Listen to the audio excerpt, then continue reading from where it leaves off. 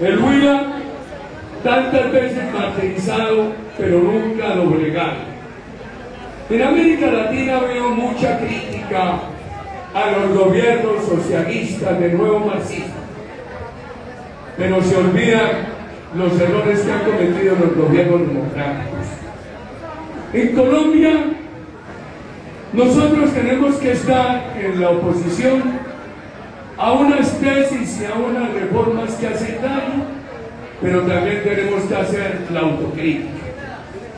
Aquí todos hemos tenido relativa culpa, y me incluyo. Por eso, aquellos que hoy salen a rasgarse las vestiduras, también tienen que reflexionar sobre las culpas que nos incumben. Y otros que se rasgan las vestiduras pero en silencio, muertos de rabia, hablando mal del gobierno en los cócteles, pero que se callan en público, también van a tener que pensar cuánta culpa tuvieron para no hacer ajustes a tiempo en llevarnos aquello a lo cual hoy nos oponemos. Odebrecht. Yo deploro lo que está ocurriendo con ese gran ciudadano, Óscar Iván Zuluaga, a quien tanto aprecio.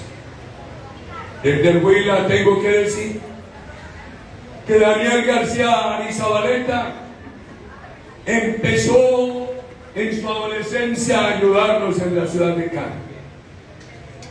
Y cuánto siento que se haya llegado allá.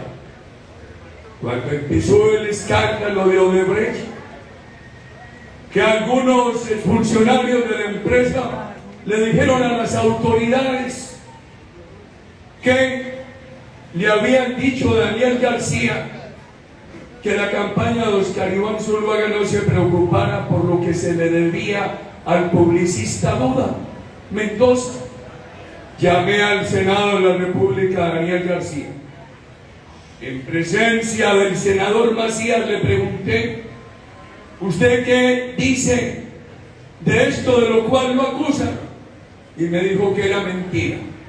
Le confróntelo. Nunca lo confrontó.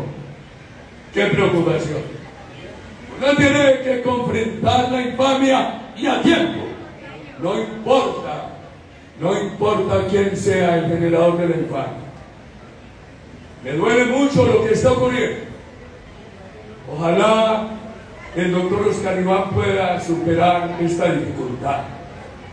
Pero lo que no se le puede olvidar al país es que cuando acusan a Óscar Iván que Odebrecht había pagado en el extranjero un excedente al publicista, Juan Manuel Santos se midió con la plata de Odebrecht. Sí, señor. Que no vengan a ocultar la realidad. Ese fue un secreto a voces. Recorrieron el país después de que perdieron la primera vuelta, regando dinero originado en Odebrecht. Inundaron la costa atlántica para aceitar la maquinaria electoral con ese dinero. Y eso sigue en la impunidad. Por favor, lo digo yo que he enfrentado todo. Lo digo que he enfrentado todo, queridos compatriotas. El tema de la seguridad. El Huila vuelve a quejarse hoy, como se ha quejado toda la patria. Desde hace mucho rato se viene debilitando la seguridad, pero ahora hay un agravante. Se debilita a las Fuerzas Armadas y se le da poder a unas entidades que llaman guardias campesinas. Quiero decir que es tan grave un paramilitarismo de empresarios como un paramilitarismo de campesinos.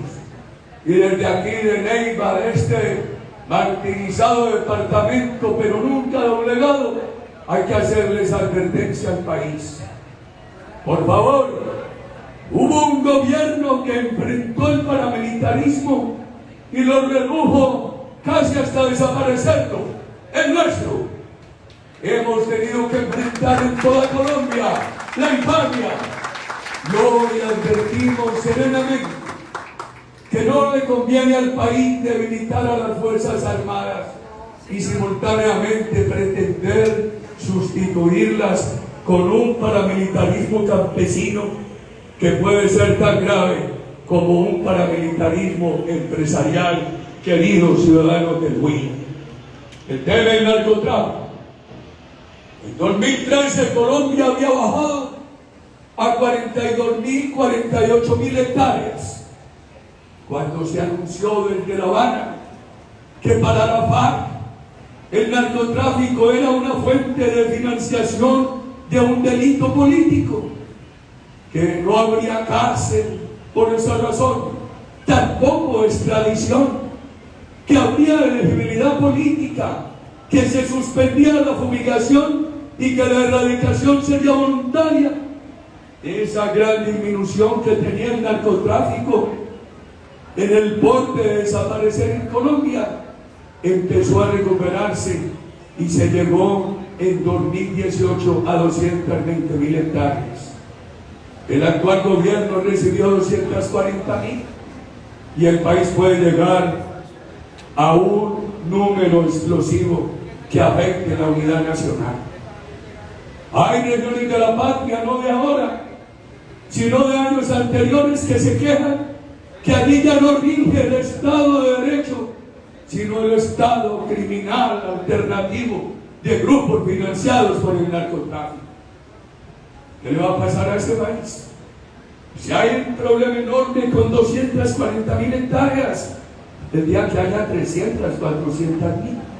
Si hay un problema enorme con 80, 200.000 personas involucradas directamente en ese flagelo, ¿qué le va a pasar a Colombia el día que sea 400.000 o 500.000, queridos ciudadanos? Este partido tiene que agitar en Colombia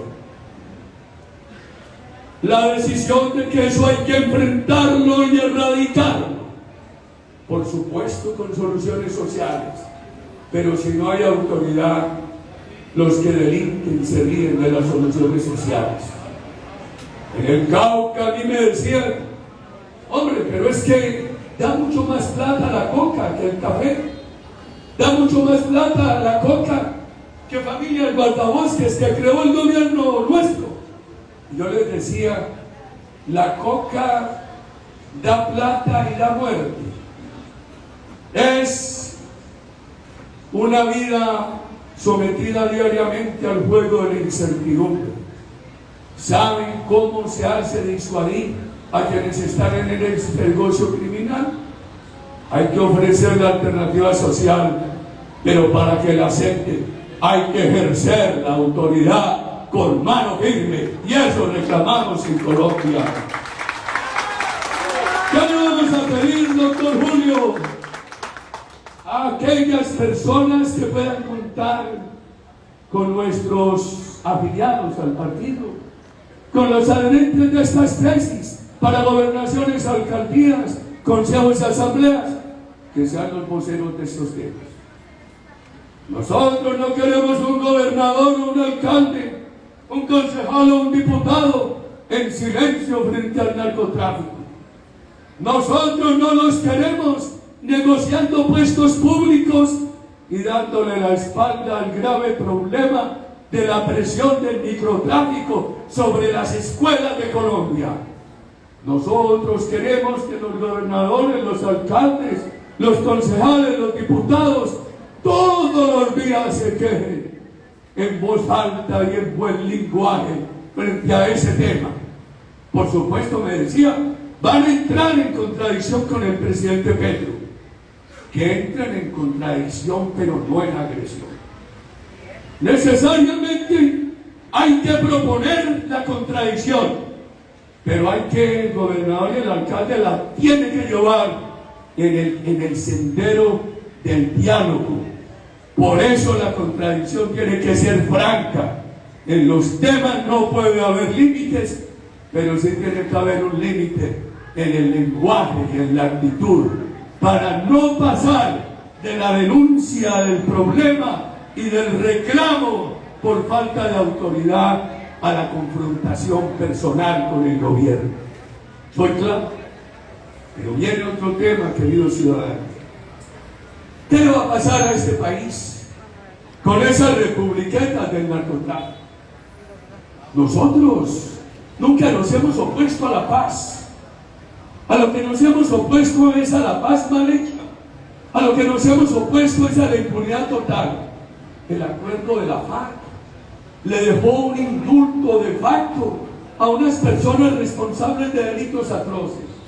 Desmovilizaron 11.000 personas, pero dejaron 20.000 en armas. Eso no es paz. A mí me dicen, pero ustedes están de acuerdo con la paz del presidente Petro. Ojalá esa paz fuera acertada. Pero si esa paz se basa en impunidad total y en dejar crecer ese fenómeno criminal del narcotráfico, solamente servirá para indultar a unos delincuentes y para tener un fomento a la reproducción delincuencial sobre la impunidad absoluta y sobre el narcotráfico, queridos amigos. Si no se elimina el concepto de impunidad total, si no se ejerce autoridad disuasiva, si no se elimina el narcotráfico y la corrupción, porque es que en el país hoy uno ve, doctor Julio, que se queja la construcción, se queja la vivienda, pero se irriga mucho dinero y sigue un circulante muy alto. ¿De dónde viene ese circulante? Que presta una economía ficticia. Viene de la minería ilegal, del narcotráfico y una cadena muy grande en Colombia, la irrigación de dinero de la corrupción, que está creando otra economía alternativa que no deja ver los problemas reales de la economía. Ya hace pocos días me decían, ¿y cómo van a resolver el problema social de 200.000 personas que están en el narcotráfico? Más grave será el día que haya 400 o 500.000. Y los países son pendulares. En algún momento los jóvenes de hoy dirán, nos están disolviendo la patria. Se requiere mano firme para frenar esta criminalidad. Y será más grave resolver, más difícil resolver el problema social.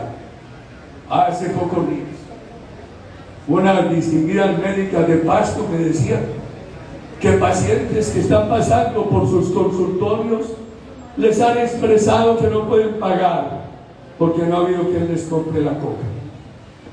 Y algunos dicen, por esa vía se va a acabar el problema. Cuidado. Consideremos esta hipótesis. Crece la droga alternativa sintética. Pensemos que se acaba la coca. ¿Y quién va a resolver también el problema de 3, 400, 500.000 personas en esas dificultades sociales? Si esto no lo enfrentamos, cualquiera sea el horizonte que se recorra a futuro, le traerá un problema más grave a la nación. Es un problema de afectación de facto de la unidad nacional, queridos ciudadanos. ¿Y a ustedes les parece que vamos bien con ese tema del microtráfico asediando las escuelas y colegios? Nosotros necesitamos el concejal de Neiva, el alcalde, el gobernador, todos los días haciendo presencia en las escuelas públicas, con estas cámaras y con estos teléfonos, y señalando a quienes están asediando a las familias y a los niños colombianos con la droga, y exigiendo que los metan a la cárcel, apoyando a la policía o denunciándola si no cumple el deber. ¿Hay unas diferencias con el gobierno nacional? Por supuesto, pero también hay un camino. Si logramos avanzar en las elecciones de octubre y recuperar este país. En Huila o de Breche, la seguridad, esta reforma. Paloma ha sido muy clara en Carrocero. El sistema de salud de Colombia le trae el mismo beneficio al más pobre que al más rico. La politiquería se ha infiltrado y ha robado, pero es un sistema diseñado para que no lo afecte la politiquería. Ahora nos quieren llevar afiliarnos no a una EPS, sino a un centro de salud controlado por el Estado. Entonces, cuando no nos atiendan, vamos a tener que ir a pedirle el favor al concejal o al parlamentario amigo del gobierno que haga la intriga por nosotros. Me dicen, es que el sistema es malo, miren las tutelas y las quejas. Esa es la señal de que hay un sistema democrático, que además de solidario, que le da la oportunidad al más rico y al más pobre de tener la mejor atención, le da a todos los colombianos instrumentos para quejarse. Que 90.000 tutelas es muy poco frente a 800 millones de facturas al año, y siquiera tenemos la tutela. Como vamos con lo que están aprobando en la Comisión Séptima de la Cámara, habrá que olvidarse de la tutela y sustituir la tutela por la intriga a través del concejal o a través del diputado o a través del parlamentario. Y nos están llevando a Cuba, a ese desastre que es Cuba. Hace poco, unas médicas, no de mi generación, donde muchos nos pronunciamos desde jóvenes contra esa dictadura, sino de una generación nueva de menos de 30 años, que no tienen las prevenciones que puede tener una persona como yo. Me decía, todavía es buena la educación de medicina, pero pésimo el sistema. No le sirve sino a la alta burocracia y a uno que otro visitante internacional para hacer publicidad. Y entonces ahora están dando otra fuente de corrupción. No solamente quieren acabar las EPS, sino que quieren que la plata la manejen en los territorios. Ha habido una centralización del manejo del dinero en ADRES. Mal que bien, eso ha funcionado bien. Pero entonces ahora, llevándose la plata a los territorios, lo único que van a hacer es darle poder político a la corrupción que mantiene su emporio de votos en los hospitales públicos de Colombia. Y eso hay que denunciarlo en todas partes, queridos ciudadanos. Y entonces, ahora salieron con un sofisma. Dicen, no vamos a eliminar la EPS, simplemente van a ser gestoras. Eso es un cuento que no hay que creerle. Las EPS serias no aceptarán eso. Entonces una EPS gestora será un intermediario que uno le puede decir, mira, no me están atendiendo en el centro de salud del Estado, ayúdame a hacer un tráfico de influencias allá, a ver si me atienden. Ni lo uno ni lo otro. Ahora hemos procurado que lo nuestro tenga una menor dosis de subjetivismo. Una menor dosis de subjetivismo. Por eso proponemos en esa consulta que ustedes nos van a ayudar a firmar y a recoger firmas, que se aumente la remuneración de todo el sector salud. Díganle a los médicos, a las enfermeras, a los trabajadores de los hospitales, que estamos con ellos para que se les aumente la remuneración, acabando la politiquería. Pero nosotros, ¿cómo vamos a negar nosotros que hay que mejorar la atención rural? Y en un departamento tan importante en lo rural como es el Huila, pero no lo hagan con monopolios estatales y politiqueros. Mejoremos esa atención rural, como también la medicina preventiva, con una combinación del municipio, el departamento, la EPS, el hospital público, la caja de compensación familiar. Y evitemos que esos recursos los lleven a fondos regionales. ¿Saben en qué van a terminar los fondos regionales? Van a ser parte del pastel a distribuir entre los políticos. El mejor modelo de concertación del mundo lo creó Colombia a finales de los años 40, a principios de los años 50, las cajas de compensación, y con la politiquería han destruido muchas. Entonces ahora nos dicen, es que los fondos regionales de salud están totalmente asegurados contra la corrupción. Terminarán siendo distribuidos entre uno u otro político. En agosto ya dirán que se les acabó el presupuesto del año, y entre agosto y diciembre van a poner al ciudadano a pagar los servicios de salud de su bolsillo. Nosotros queremos que mejore la situación de los trabajadores colombianos. Proponemos un plan quinquenal de empresarios, trabajadores y gobierno para mejorar la remuneración de los trabajadores. Pero nos oponemos a la reforma laboral, que lo único que hace es decirle a la pequeña empresa: usted no tiene espacio en Colombia. Nos oponemos a la reforma laboral, que lo único que hace es decirle a los empresarios: no creen empleo formal. Los empresarios argentinos suelen repetir hoy que ahora no se puede crear un empleo formal, porque crear un empleo formal en Argentina es crear un pleito. Lo mismo va a ocurrir en Colombia si se aprueba esa reforma laboral. Y ese odio que aquí denunció algunos, que van a los hoteles a pedir almuerzos y desayunos y a echar discursos contra los empresarios, ese odio también lo quieren llevar para eliminar el contrato sindical, que es una gran herramienta para que la empresa contrate con la organización de los trabajadores. Queridos ciudadanos, hemos procurado tener algún nivel de razonabilidad. Nosotros no nos oponemos a que el gobierno del presidente Petro tramite el sistema de pilares en pensiones, pero nos oponemos a que se acabe con los fondos de pensiones.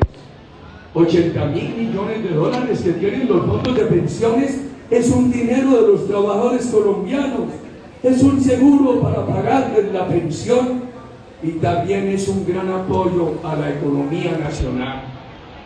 Le prestan al gobierno, pero ordenadamente, no como lo que vivimos Julio Bahamón y yo en la juventud, donde el manejo politiquero de las reservas del Seguro Social terminó consumiendo.